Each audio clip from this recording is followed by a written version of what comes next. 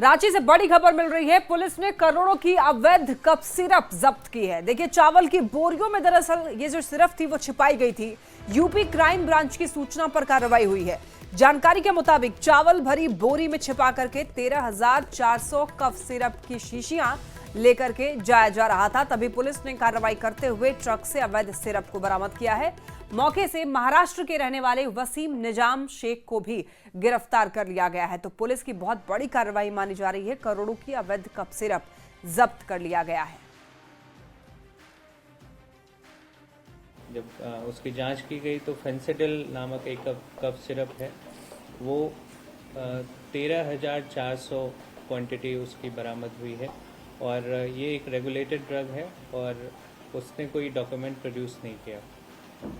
इसी आधार पर उसको गिरफ्तार किया गया और इसमें जो पूरा नेटवर्क है जो अवैध कफ सिरप को यूज़ करके नशा के लिए यूज़ करते हैं और ओवर द काउंटर बेचते हैं, उसमें एक की गिरफ्तारी हुई है और लोगों की इसमें पहचान की जा रही है।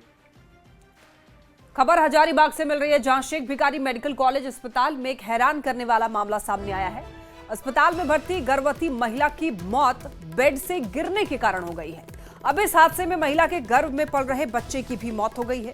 अब गुस्साए परिजनों ने जमकर हंगामा काटा है। उन्होंने SBMCH पहुंच करके घेराव किया, नारेबाजी की और इंसाफ की मांग की है। हालांकि मौके पर पहुंची पुलिस ने लोगों को समझाया है और वहां से परिजनों को हटाया है, लेकिन बहुत बड़ा आरोप अस्पताल पर लग रहा है और गुस्साए परिजनों ने जमकर बवाल किया है, जमकर वहां पर हंगामा किया है। उसके बाद वो 2-3 घंटे के बाद वो बॉडी ला करके यहाँ हल्ला हंगामा किए, अस्पताल में तोड़फोड़ किए। हमने जो ड्यूटी पे नर्सिंग स्टाफ थी और जो भी थे स्टाफ ड्यूटी पे, सबसे हमने छानबीन किया। उसमें वो लोग लामा भी लिख चुके हैं, लीव अगेंस्ट मेडिकल एडवाइस जिसको हम लोग बोलते हैं। तो ये सरासर गलत है। आप पेशेंट को लाते हैं, आप भरोसा के साथ आपको रहना चाहिए और फिर कुछ दूसरी जगह चले जाते हैं और कोई घटना हो जाती है तो फिर अस्पताल में आकर के गाली गलौज और तोड़फोड़ करना, ये एकदम सरासर गलत है। अब बात करेंगे चाईबासा की, जहां थैलीसीमिया पीड़ित मासूम बच्चों के HIV संक्रमण को लेकर देश भर में हड़कंप मचा हुआ है। आज हम आपको एक्सक्लूसिव रिपोर्ट के जरिए मासूम बच्चों के गुनहगारों के चेहरे से पर्दा उठाने की कोशिश करने वाले हैं। साथ ही न्यूज़ 18 पर वो चिट्ठी भी आपको दिखाने जा रहे हैं जो कि केंद्र की ओर से इस घटना को लेकर राज्य को पहले भी आगाह किया गया था। देखिए रिपोर्ट। सवालों के घेरे में स्वास्थ्य विभाग। 2021 में अलर्ट, विभाग ने की अनदेखी। ब्लड बैंक में लापरवाही, कौन जिम्मेदार? जी हां, चाईबासा का स्वास्थ्य विभाग जो अपनी लापरवाही के चलते देश भर में सुर्खियों में आ गया है। दरअसल चाईबासा सदर अस्पताल के जिस ब्लड बैंक से थैलीसीमिया पीड़ित मासूम बच्चों को HIV पॉजिटिव संक्रमित ब्लड चढ़ाया गया, उसी चाईबासा ब्लड बैंक पर तत्काल एक्शन लेने को लेकर केंद्रीय स्वास्थ्य मंत्रालय ने राज्य के ड्रग्स कंट्रोल निदेशालय को 13 जनवरी 2021 को ही स्पीड पोस्ट से पत्र भेजा था, जिसमें ब्लड बैंक के लाइसेंस, स्थान और दूसरी अनियमितताओं को लेकर गंभीर चिंता जाहिर करते हुए कार्रवाई की अनुशंसा की गई थी। लेकिन केंद्र के इस पत्र पर राज्य के स्वास्थ्य विभाग ने उदासीनता दिखाई। भारत सरकार ने 2020 में ही ये शंका जाहिर कर दिया था कि वो जो ब्लड सेंटर चल रहा है उसमें गड़बड़ियां हैं। राज्य सरकार को चिट्ठी लिखा, चिट्ठी पर कार्रवाई करने के लिए बोला, लेकिन यहाँ के विभाग जिसके लिए स्वास्थ्य सचिव कहिए और ड्रग निदेशक कहिए, ये दोनों आदमी जिम्मेवार हैं। निदेशक ने उनको सिर्फ पत्र लिखा कि आप इसको किसी तरह लाइसेंस बनवा लीजिए, किसी तरह लाइसेंस बनवा लीजिए। उनसे अनुरोध पत्र लिख रहे हैं। जहां कार्रवाई करने की बात है वहां कार्रवाई करना है तो अनुरोध पत्र लिखना है। आज जो बच्चे उससे पीड़ित हुए हैं, जो परिवार परेशान है, उसके लिए किसको दोषी माना जाए? ड्रग कंट्रोल निदेशालय की ओर से करीब 4.5 साल बाद 28 मई 2025 को चाईबासा सदर अस्पताल ब्लड सेंटर को एक चिट्ठी भेजी, जिसमें कार्रवाई करने के बजाय महज लाइसेंस और ब्लड सेंटर के स्थान परिवर्तन को लेकर जिक्र था। आज यह सुनने में आ रहा है कि 5 नहीं, झारखंड के 13 बच्चे इन्फेक्टेड ब्लड देने के कारण में HIV पॉजिटिव हो गए हैं और संभवतः अगर जांच का दायरा बढ़ेगा तो यह सैकड़ों हजारों में जाएगा। यानी कुल मिलाकर के झारखंड सरकार के लिए, स्वास्थ्य मंत्रालय के लिए कमीशन, घूसखोरी और अवैध पैसा यहाँ के इंसान के जीवन के मूल्य से कई गुना बड़ा है। चाईबासा सदर अस्पताल में हुए घटना को लेकर के झारखंड सरकार काफी संजीदा है। स्वयं स्वास्थ्य मंत्री डॉक्टर इरफान अंसारी ने वहां का दौरा किया। सरकार ने संबंधित अधिकारियों को निलंबित करने का भी काम किया। ये कहना गलत नहीं होगा कि जब राज्य स्वास्थ्य विभाग को केंद्र स्वास्थ्य विभाग की चिट्ठी मिलती है तभी चाईबासा के ब्लड बैंक पर अगर कार्रवाई हो जाती तो ये मासूम बच्चे इसके शिकार नहीं होते। जांच का दायरा बढ़ाया जाता है तो HIV पॉजिटिव मासूम बच्चों की संख्या में इजाफा भी हो सकता है। संजय कुमार सिन्हा, न्यूज़ 18, रांची। बड़ी खबर धनबाद से, जहां झरिया सिंदरी मार्ग पर सूराटांड़ के पास में सड़क पर एक गोफ बन गया, जिससे अब लोगों में दहशत है, डर का माहौल है। गोफ से गैस रिसाव जारी है। अब जो वहां के लोग हैं, स्थानीय लोगों ने BCCL पर लापरवाही का आरोप लगाया है। फिलहाल स्थानीय लोगों ने बैरिकेड लगा करके घटनास्थल को सुरक्षित करने का प्रयास किया है। सूचना मिलते ही बीजेपी और कांग्रेस नेता वहां पर पहुंच गए और वहां पर उस घटनास्थल का जायजा लिया है।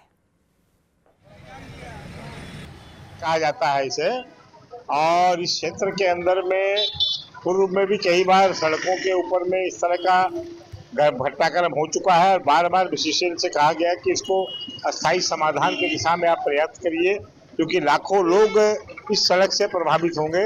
यहाँ से लेकर सिंदरी, डोमगढ़, रांची, चंदनकारी सब जगह से लोग जाते हैं। ये सड़क और मुख्य मार्ग है और अगल बगल हजारों लाखों की आबादी भी यहाँ पर है। और इन सारे लोगों के लिए अगर स्थायी समाधान नहीं करते हैं तो जनजीवन को असुरक्षित होने में कहीं कोई। देखिए, ये बनियाहिर मेन रोड है, सिंदरी और धनबाद का ये मेन रोड है, जिससे हजारों लोग पर डे बड़ी से छोटी गाड़ियां तक आवागमन लगा रहता है।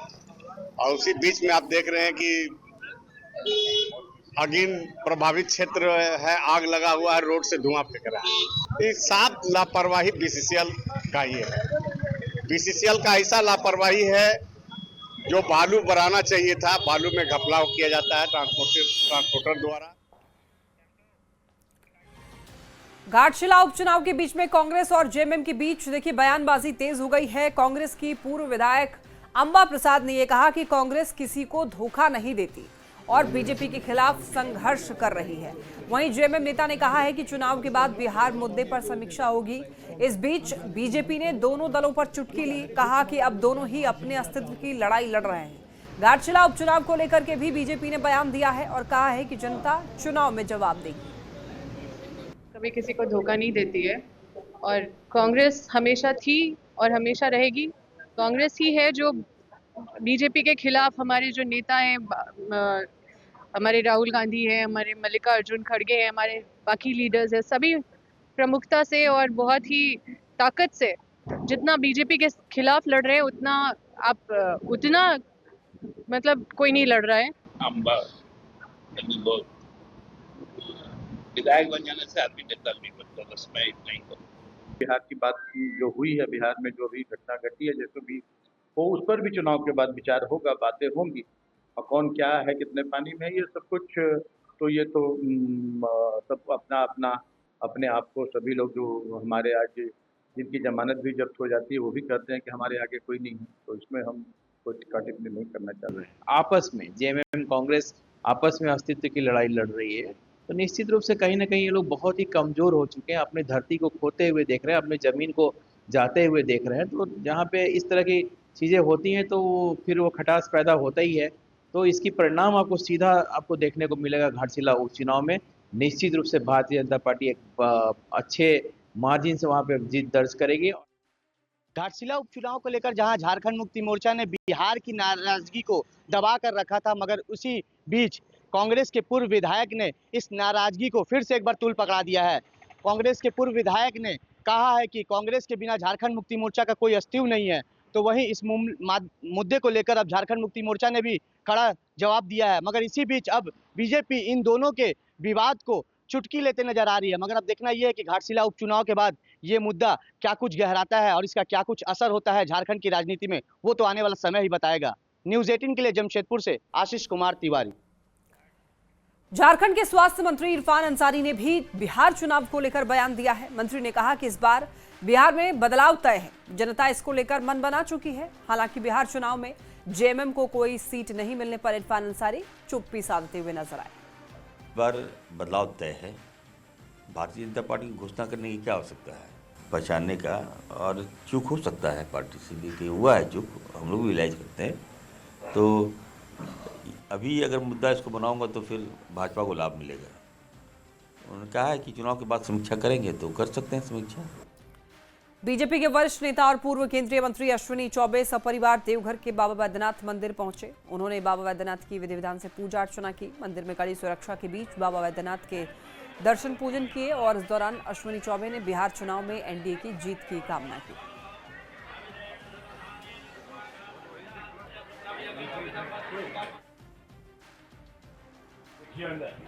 हर हर महादेव। बाबा खूब तोरा दीर्घायु रखे, सब मनोकामना पूरा एकदम होगा।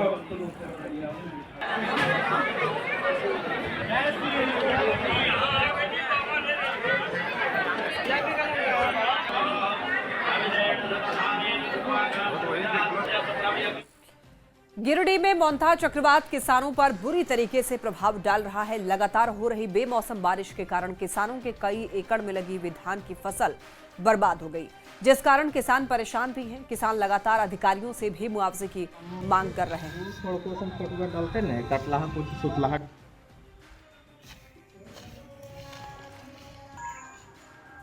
तो गिरिडीह में किसान काफी परेशान हैं क्योंकि कई एकड़ में लगी हुई धान की जो फसल है वो मोंथा चक्रवात की वजह से बर्बाद हो गए हैं। अब चूंकि फसल बर्बाद हो गए हैं तो लोग परेशान हैं। बेमौसम बारिश ने परेशानी बढ़ा दी है। लोग सरकार से मांग करते हैं कि सरकार हम लोगों का कम से कम जो भी पूंजी और लागत लगा है, हम लोग सारा पूंजी डूब गया है इसी में, अब वो मिलना चाहिए। लाखों का हम लोगों का नुकसान हुआ है। इसी फसल का अथी पर हम लोग बाल बच्चे खाते थे, बेटी बहू सबको, आई जब सब नुकसान हो गया तो हम लोग उसी के भरपाई मांग रहे हैं। सरकार से ही मदद मांग रहे हैं कि हमको रोजगार दे दे इसमें खाने पीने के लिए। जलम गया और सड़ गया तो सरकार से यही निवेदन करते हैं कि कम से जो मेरा पूंजी लागत है वो सहयोग करे, क्योंकि हम लोगों को गरीबों को लोहरदगा में भी चक्रवाती तूफान मोंथा ने तबाही मचाई हुई है। तेज हवा के साथ बेमौसम बारिश से खेतों में खड़ी फसल कई जगह बर्बाद हो गई है, जिसने किसानों की चिंता और ज्यादा बढ़ा दी है। जिले में धान की फसल पूरी हो चुकी थी, लेकिन बारिश के कारण कटाई नहीं होने से कई जगह धान की फसल खराब हो गई है, जिससे अब किसान काफी परेशान हैं। और हम सरकार से यही कहना चाहेंगे कि हमारा जो नुकसान हुआ है उसका भरपाई करें। लगातार लगभग 5-6 दिन लगातार बारिश हो रहा है। अभी भी मौसम पूरा ख़राब है, अभी भी कोई चांस नहीं कि पानी आएगा या नहीं आएगा। अभी भी हो सकता है और भी बारिश हो और धान फसल और भी ख़राब हो जाए। तो सबका किसान नुकसान हुआ है। सब किसान को बोलना है कि बस सरकार तरफ से मांग कर रहे हैं। तो लगता है कि ये बारिश नहीं ठीक होगा, नुकसान हो जाएगा। प्रशासन से कहेंगे कि हम लोग का जितना नुकसान होगा उसको बस दे देगा, बस कुछ निकल जाएगा। तो लोग उसमें पूरी खरीद के कुछ बारिश होने से धान पूरा झड़ गया है और झड़ जाने के बाद हम लोगों को सबसे बड़ा लॉस हुआ है कि जन्मिशन हो जा रहा है, धान ज़मीन में आ गया है और जो भारी नुकसान हुआ है।